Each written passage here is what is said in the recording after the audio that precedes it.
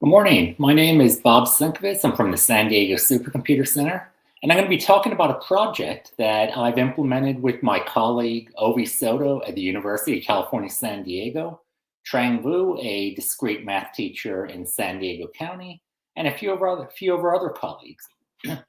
So the basic idea behind the project was we wanted to look for a way to introduce computing and technology into the math classroom. We thought that discrete math would be a fantastic way to do this.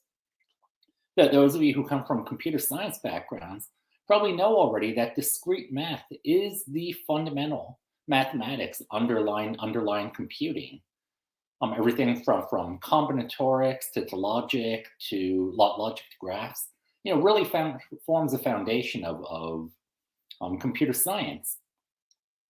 Also, and this is just my opinion. Well, I think others feel the same way. The discrete math is interesting. It's fun math. I've never really heard anybody describe trigonometry or calculus or algebra as being fun.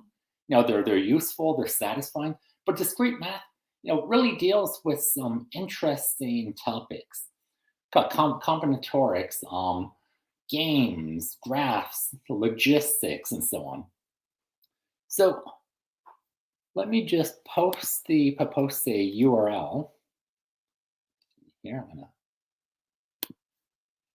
click this. So this is the link to a GitHub repo that we had put together with the materials that we developed. So let me go over to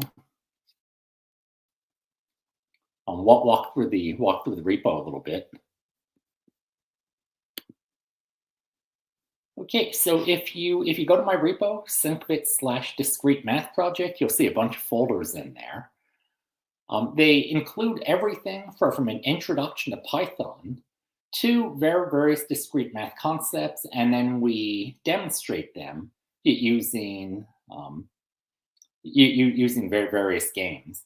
Tie 21, which was made famous on the show Survivor, various games of chance involving dice and cards. A good place to start would be the introduction. So we go into this assuming that the teachers and the students do not have background in programming. So we try to do a pretty gentle introduction to Python. Starting at the very beginning. Just give this a moment to load. So we begin with an introduction to notebooks. And then again, start at the very beginning. Basic math, variables. We talk about a few of the gotchas along the way. How the equal sign has a different meaning in math and in computing. How to add comments to your code. How to work with booleans and logical operators, and so on. And let me go back to another notebook, and then we continue with loops, decision making, functions, modules, and how to get help. And then once you're through the introduction, you can then go on to other topics. Well, actually, let me go back to introduction again. In addition to the Python basics, we also discuss some of the skills that you'll need in order to develop useful notebooks. We have modules on Markdown language. We have exercises that the students and the teachers can work through. One module that I think is particularly useful is the one on combinations and permutations, since these are so fundamental to discrete math. So with that, I'm going to switch over. Let me go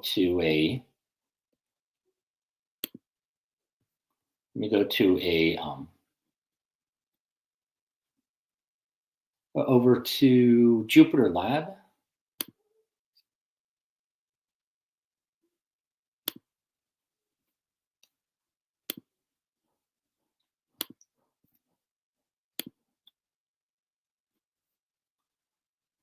So the notebooks that I developed are very are very lightweight. You'll need minimal compute resources to execute them. In this case, I'm running this using Galileo, and we'll walk through a couple of notebooks. This was the second introduction to Python notebook, where we get into decision making, and I will just get rid of this. There's a little more space. Where I have some explanations and some examples. Here we were looking at conditionals, introducing if-else constructs, if else, and so on. I'm going to switch over to the notebook for combinations and permutations. That this is a really useful package that's available in Python. It's called itertools. It includes functions for calculating products, permutations, combinations, and combinations with replacement. So go ahead and execute that. And then we have some examples showing how to use these various functions. So in this case, I'm calculating all of the Cartesian products of the letters in the string ABCD without repeats. That this time with repeats allowed, and so on. Get into permutations, and we'd like to introduce these functions pretty early on, since they'll be used in so many of the examples. So if we want to calculate, not calculate, but if we want to generate poker hands or dice rolls or roulette spins, it's nice to have these functions so that we can so that we can do the necessary sampling. Going a little bit deeper, I put together some examples demonstrating games of chance. That this is one where we're simulating a roulette wheel.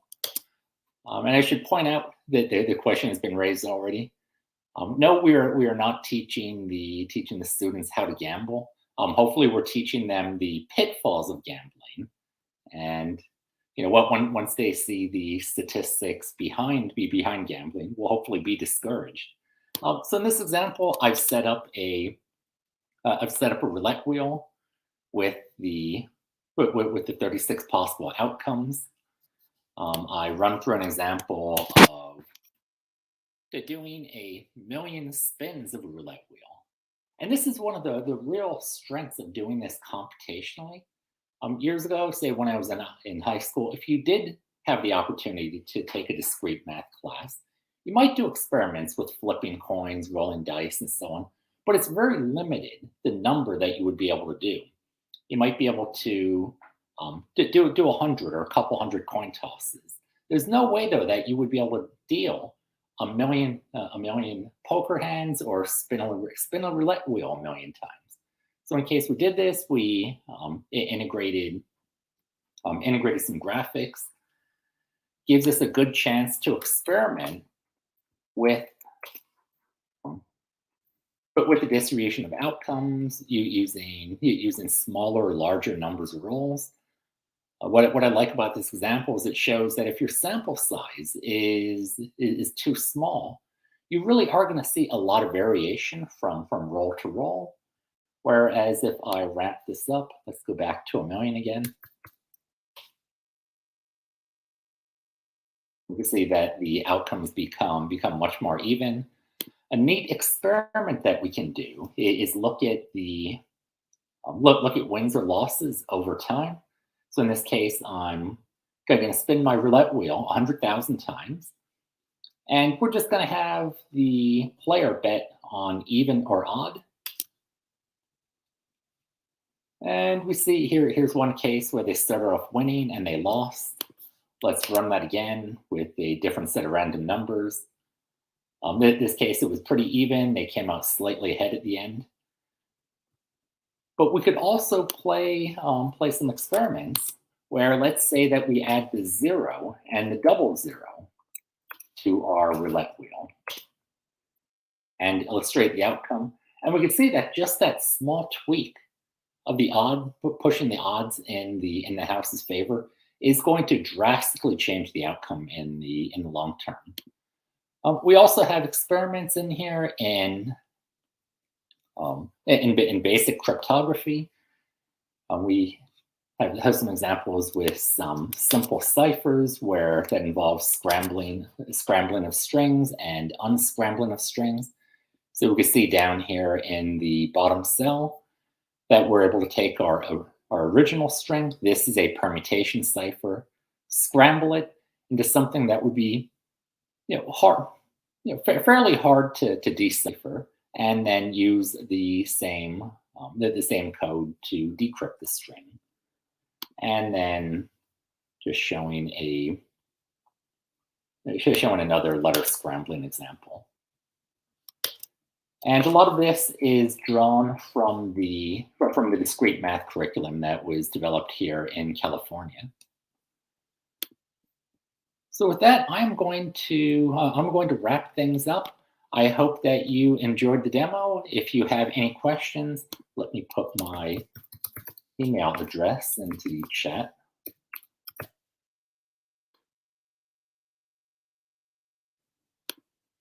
If you have any questions, feel free to get in touch with me. I'd be happy to talk about the project and share my materials. And with that, thank you very much.